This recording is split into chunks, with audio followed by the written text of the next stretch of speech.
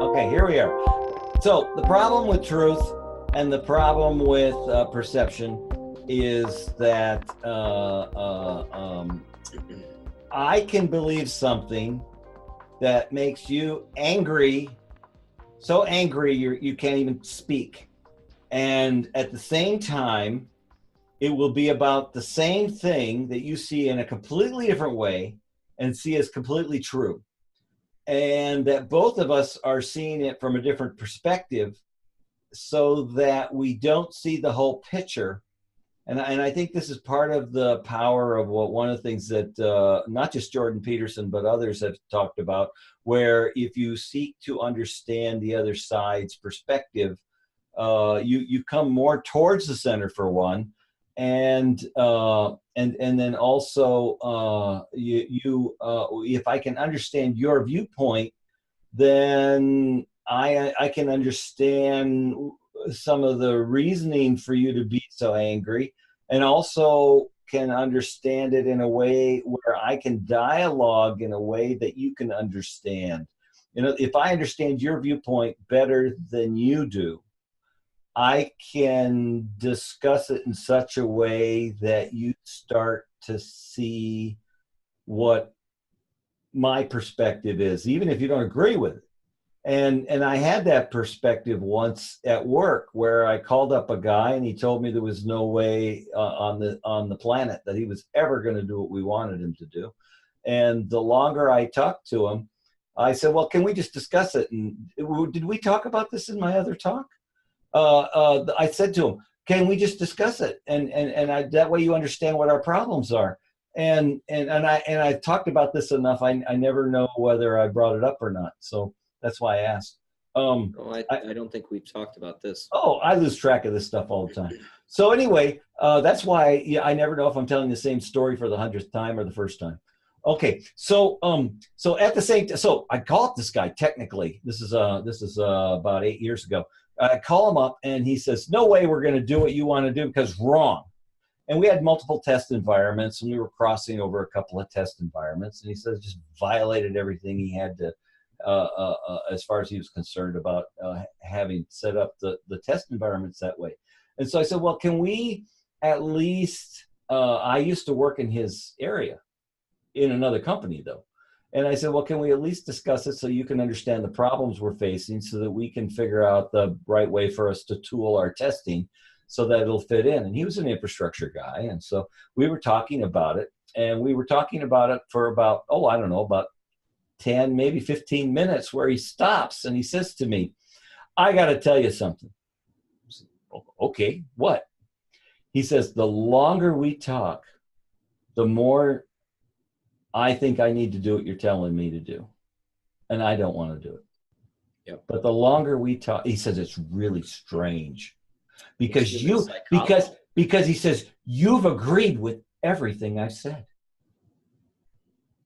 That was the other thing that blew him away. He says, it's not just that you're convincing me of your viewpoint, but you're agreeing with everything I say. And I'm coming closer to doing what you want me to do. It's also human psychology. Very much so. And so it's that thing about, and so this is what makes me believe that business about understanding the other guy's perspective better than he does is the way to convince them about coming into a middle ground. Now, he still didn't buy into what we were doing. He thought that we were dopes. But at the same time, he decided that there wasn't really a better way, and in the meantime, until we could figure out a better way, he would help us. And so suddenly we had what we wanted, and he ended up doing exactly what I asked him to do in the first place. And so that's the same kind of thing that a lot of times with truth, it's a perception that you have about the reality, but it's limited. And a good example of this is every time someone like Obama, who was a senator, becomes a president. This has happened to other guys who were very good at collaboration. And then as soon as they became president, they said, well, not on my watch, those dopes over in Congress. And it's kind of like, Wait a minute. You told me you were one of those dopes over in Congress. And as long as you were in Congress, you were able to see it from a perspective in Congress and collaborate with all of them. But as soon as you got over to the other side of the fence, you were no good. I think what would be really interesting would be if Trump became a senator after president. I think that would be just fascinating to see if he became a Ted Kennedy. You know what I mean? I could see him becoming a demagogue. Well, he's already sort of done some of this stuff, though, in terms of reaching out to people like Pelosi and Schumer. They've just taken the meetings and then, used it for, all these politicians on both sides of the aisle. He's not really a conservative. He's a centrist. Well, actually, he first time he ran for president, wasn't he a Democrat? Well, the first time he considered it, at least. Yeah. Anyway, so, but nonetheless, it's the whole idea, not so much, not to get into anything about what they believe or don't believe. The whole thing is, depending upon your role. But the fact that you can even talk about our current president is anything but a horrible misogynist must mean that you're a monster.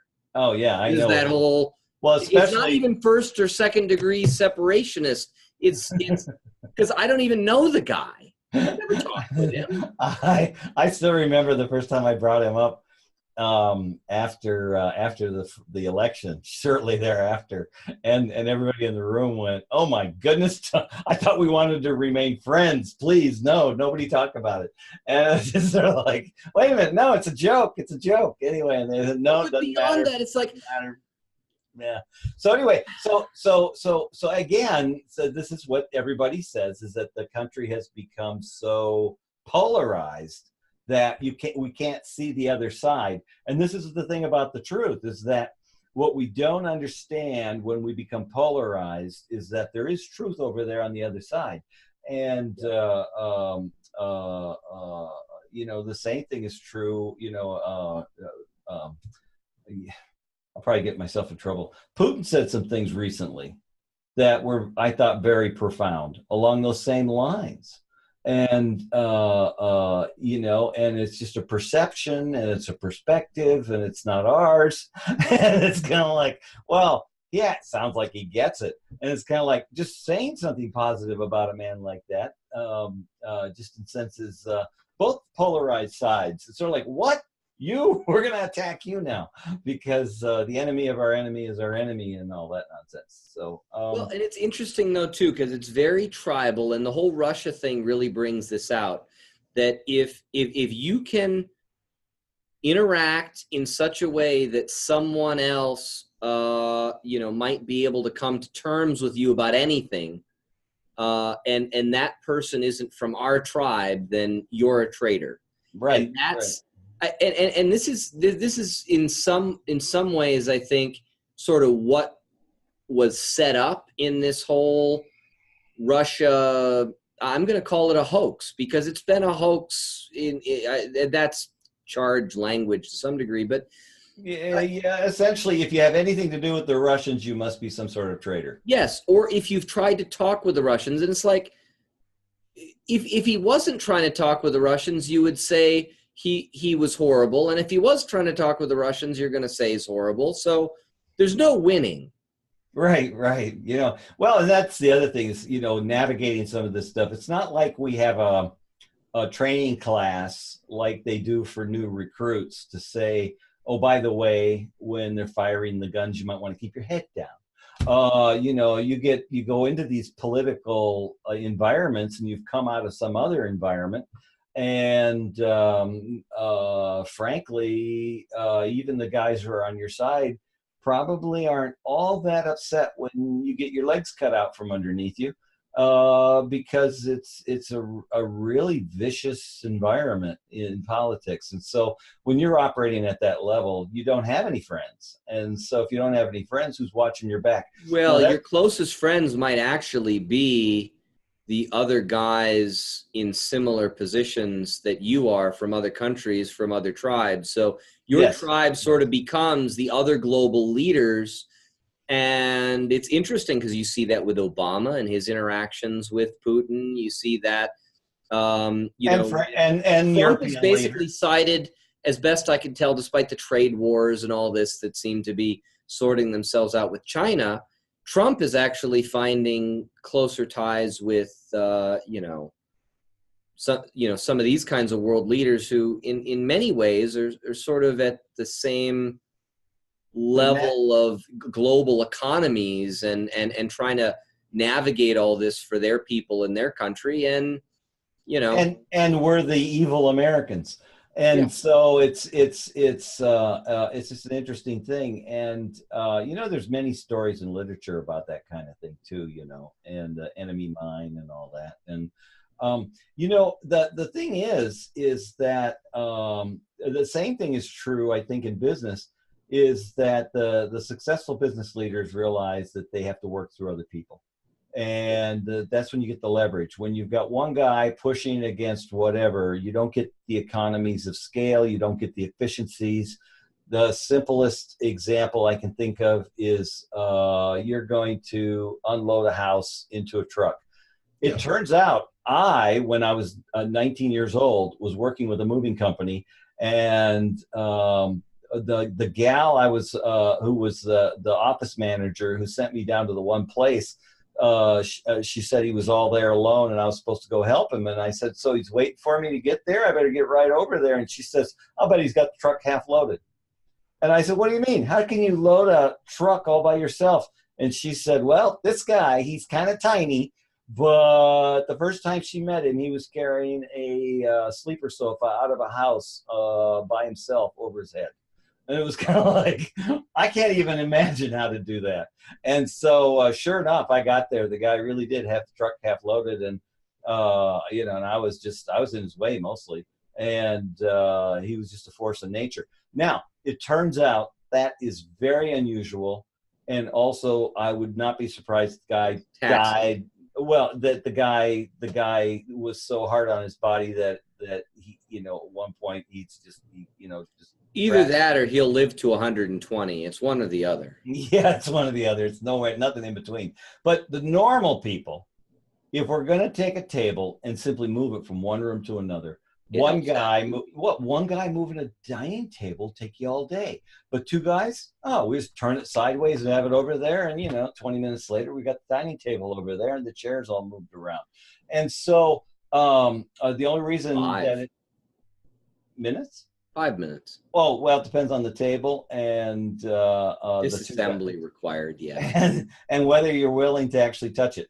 Sometimes 10 of the minutes is saying whether you really want to do it or not. Honey, are you sure you want to move this into the other room? When I get it there, are you just going to tell me to move it back? That's what they're going to do. They're going to go, no, this isn't working. Put it back where it was. And then so, 5 minutes of bickering and then 5 minutes of moving it and then 5 more minutes of bickering before moving it back. Well, because when you get it over there, they go, well, we need to put the leaf in. Well, it doesn't fit over here with the leaf. Well, then I'll have to go back in the other room. So, but again, I've always said that it takes two guys to make $1 billion company. And when you see only one guy do it, like Henry Ford, there was somebody else. We just never heard his name. And it's the same with Bill Gates. There was a whole team of people around him. Absolutely. Steve Jobs is a little more famous for who the second guy is. Wozniak. Yeah, everybody knows him. But I'm going to say there's a guy like that for every one of them, because what I've always felt is that you're barking up the wrong tree, or you're wasting your time not doing what your goal is, and the other guy is over there going, hey, wait a minute. Didn't we say that what we were trying to do was XYZ, and you're doing ABC? So knock it off and get over here and do what we're supposed to be doing. And then what happens is 10 years later, when you've got the $1 billion, you sit there and go, hey, we never did do that. let's hire some guys, and then you throw all kinds of money at it. Bill Gates did that many times, where he's thrown away a fortune on something that he wanted to see done, and still never happened. So meanwhile, you know, Microsoft Windows and Office are continuing to make him a steady income stream. So such that he can't give the money away fast enough status. Yeah, and the only guy ahead of him is about to, if he hasn't already, seen his fortune cut in half. Yeah. You know, I don't think Bill was into that early on, but he did buy into what's the right word? Charity work, philanthropy. Philanthropy. He did buy into philanthropy eventually. I don't think he was right away. Maybe he was as a, kind of a poor habit. But I'll say this even. He was busy. From my perspective, the best philanthropy work that Bill Gates will ever do, and don't get me wrong, he's doing some really great work on a whole lot of fronts with his wife that I think are meaningful uses of his time at his current age. Yes, because it's my age, by the way. Well, because it's a more sustainable pace, I think, than doing even some of the stuff that like Warren Buffett is doing, where he's still running his company for all intents and purposes. The thing is, Bill Gates will have done more good in his corporate life than I think he can hope to achieve in his philanthropic endeavors.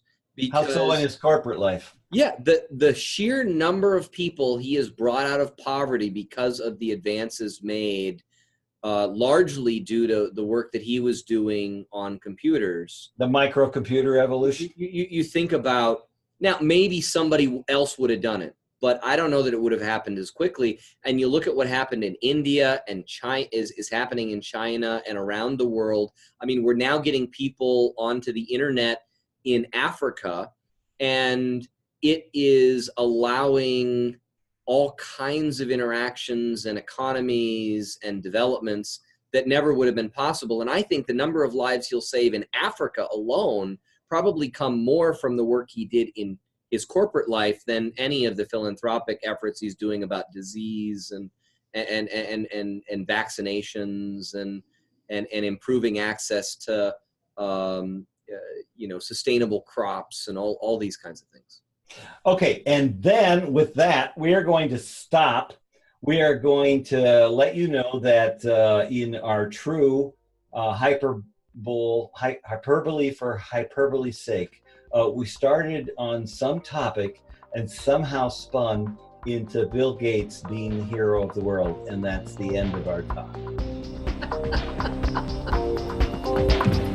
Good.